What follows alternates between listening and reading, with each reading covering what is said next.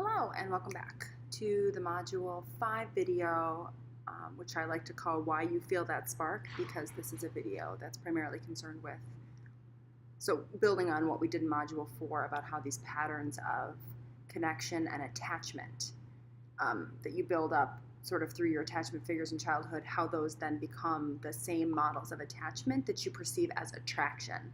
And the fundamental relationship between Module 5 and Module 4 is that Module 4 explains the logics and concepts that account for why you feel attached, different ways you identify attachment, and then how those norms of attachment and cycles and patterns of attachment, when they get reinforced in a partner later in life, you consider that to be romantic attraction. And so the typical joke that we make about women having daddy issues, and so they go and they look for a bad boy that they want to fix because they just had these dad issues. Or somebody who gets typically a man, but I guess it can be anybody in social culture that the man, their mommy didn't love them enough or give them enough hugs, and so then they go and they find a woman who will be especially affectionate and essentially become their mom, right? So these are stereotypes because they're drastically oversimplify the issue, but they're not that far from how attachment translates into attraction. And this is really well explained in the 5-minute short video I assigned you called Why We Choose Difficult Partners. So if you haven't watched that yet, I would. And in this module, we're going to go over a couple of key concepts that explain attraction. And I'm going to go through them relatively quickly. If you want more information on any of them, they are all covered in your backup textbook. So you can always look stuff up in the textbook. Okay. The first theory is this theory of social penetration, which a big component of that is the self-disclosure. So the theory is called the theory of social penetration, but self-disclosure is a part of that. So the theory of social penetration proposes that as relationships develop, interpersonal communication moves from relatively shallow, non-intimate levels to deeper, more intimate, more stable levels of disclosure. The theory also states that the relationship development occurs primarily through the self-disclosure, which is the voluntary telling of intimate details. So intentionally revealing more and more personal information is the process of self-disclosure, and it's through that process that you develop feelings of connection and intimacy with others. So essentially, self-disclosure is the major way to bring a relationship from the superficial, non-connected level to the deeply connected level. And there are 4 layers roughly, and again, these aren't real. They're just kind of ways to think about it. So the outer layer is called the orientation layer. That's the public self, the image that you portray to people kind of without any risk, right? This is just basic stuff that you don't mind sharing. Then there's what we call the layer of exploratory affective exchange. You might broaden the amount of topics that you discuss, but generally you're still kind of talking about the public self. And this is the point at which you just to dip a toe in the water to see if you can trust people with revealing more aspects of yourself. Then there's the layer called the affective exchange layer, and this is the one that's just outside your core layer. And here it's more about your private self, more about your intimate information, and you're still at the layer where you casually disclose spontaneous information. And then at the very center is the layer called stable exchange, and this is lots of breadth, lots of depth. It's the most intimate, it's the highest risk stage.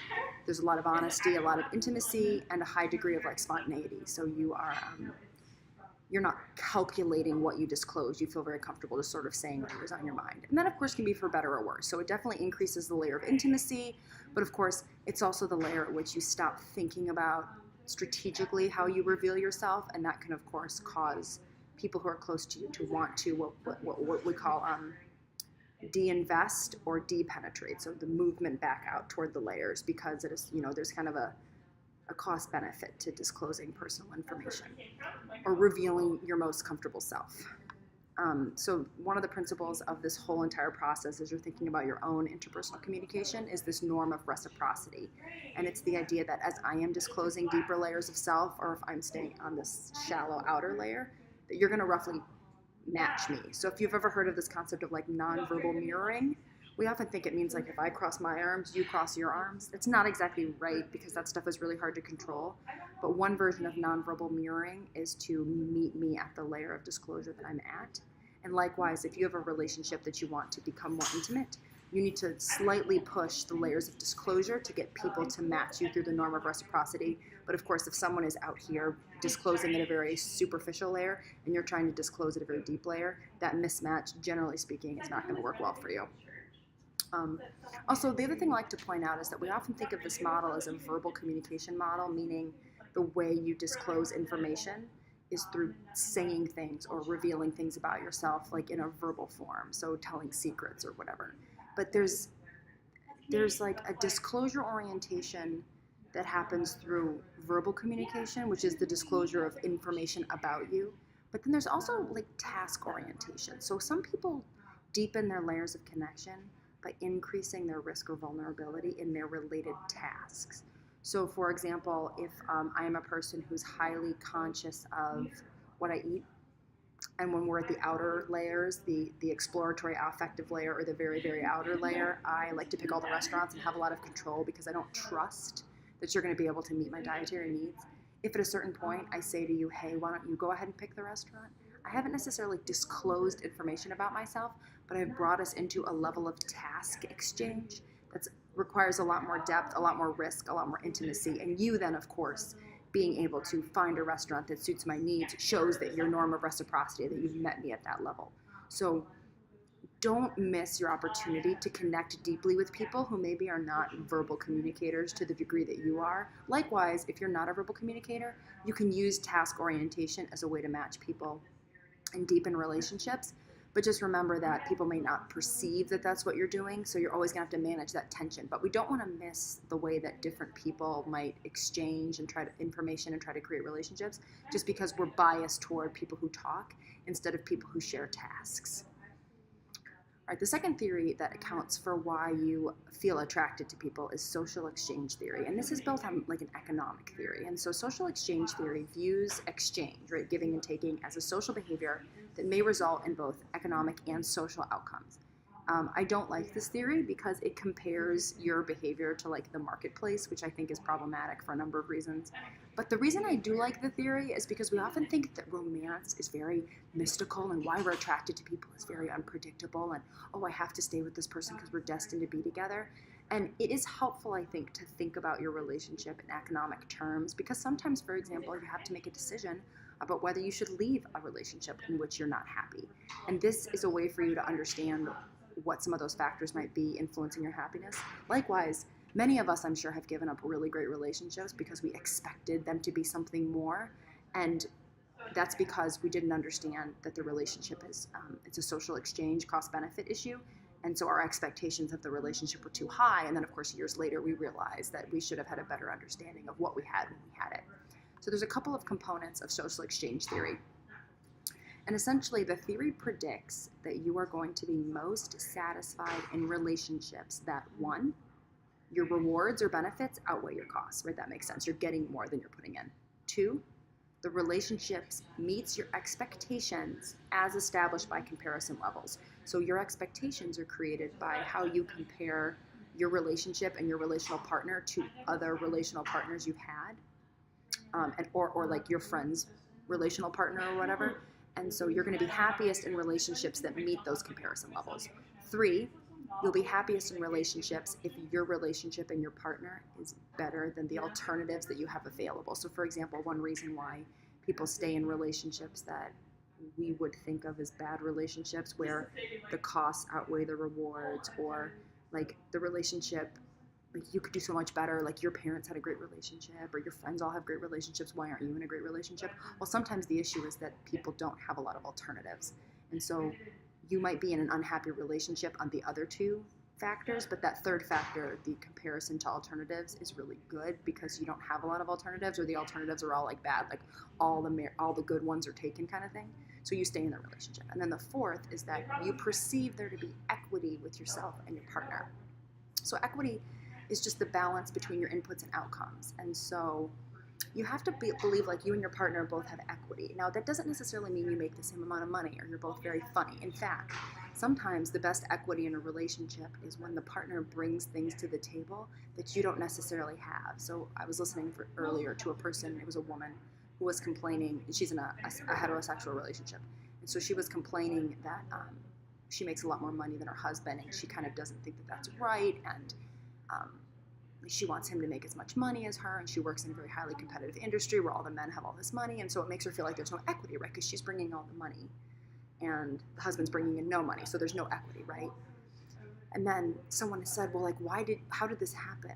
Like, if you didn't want this, like, how did it come about? And she was like, oh, well, I agreed that because I'm so good at making money and I have a great career that I would be the primary money maker, and that he would take a part-time job teaching instead of a really highly well-paid, highly stressful job, because he wanted to have time to raise our children and kind of like keep the house going and take care of all of that like soft labor stuff. And then it's like, well, then there is equity, because all of the stuff that you can't do because you're more of a career person and you're more of a money person and you're more focused on those things, your partner does, right? The emotional labor of the relationship. And so there is equity. But if you're only focused on the money, it looks like there's no equity until you realize that the kinds of things you bring to the table are different than the kinds of the things that your partner brings to the table.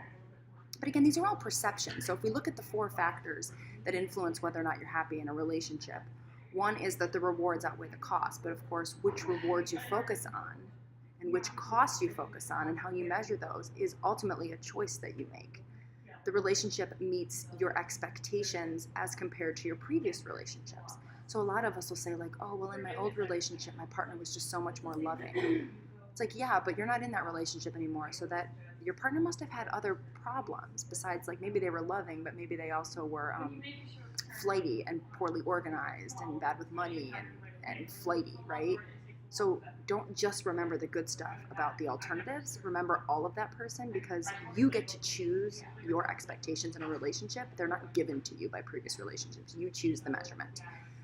3, the relationship is better than alternatives. Well, sure, it's easy to look around and think, oh, I have all these alternatives and all these people would be interested in me and I could date them and I could date them and I could be friends with that person. But that's a grass is always greener kind of situation. So again, you get to control your perception of what those alternatives mean. And finally, equity, right? You can choose how to perceive equity.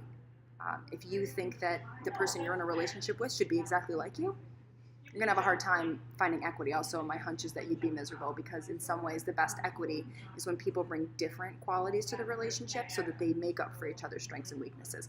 But again, you get to choose how you measure a lot of these things. And so even though the theory predicts that these 4 factors will determine whether you're happy or unhappy in a relationship, the measurements through which you measure equity, value, cost, rewards, expectations, etc., are up to you, and you can choose to change those measurements to be happier in your relationship. So being happy in your relationship is ultimately a choice, and that's a good thing, because it means if you think the kind of thoughts that lead to good outcomes, you'll be happy. But it also means if you're in a bad relationship that you probably should get out of for objective reasons, like they're abusive, you can convince yourself that, oh, but I don't have a good set of alternatives. Or, yeah, but they have all these other things that are good about them, right? So you can talk yourself into staying in a bad relationship. And this lobby has gotten very loud, so I don't even know if you can hear me anymore. So I'm going to stop the video here and come back and do the love styles and the 10 stages of relational development at another time. Thanks for listening.